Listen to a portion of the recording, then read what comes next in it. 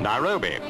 As the body of Tom MBOYA was on its way to All Saints Roman Catholic Cathedral, the pent-up tensions of the waiting crowd neared danger point. The assassinated Kenya minister was a member of the Luo tribe. Bad feeling between his brother tribesmen and Kikuyus, from whom most other members of the Kenya government are drawn, had almost reached its violent climax as the coffin came to the place where it would rest in state after a memorial service.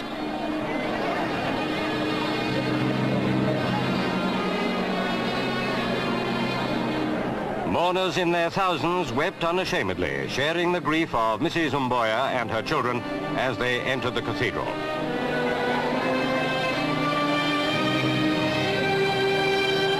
For President Kenyatta, this too was a time of tension. The anger of many Kenyans had turned towards him as a member of the Kikuyu.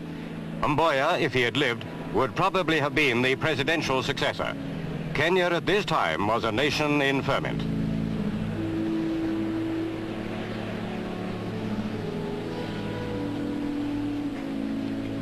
As the memorial service began, armed police, supported by troops, faced the inevitable flare-up of tribal hatred. Spurred on by their grief, Luos clashed with Kikuyus, while the forces of law and order fought to keep control.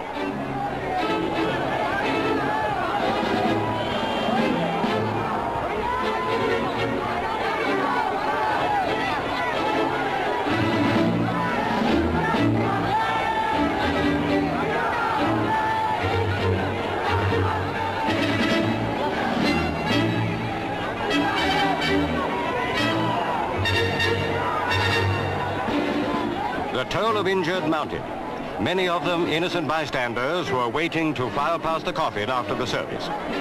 As he left the cathedral, President Kenyatta was ringed by a tight cloak of security.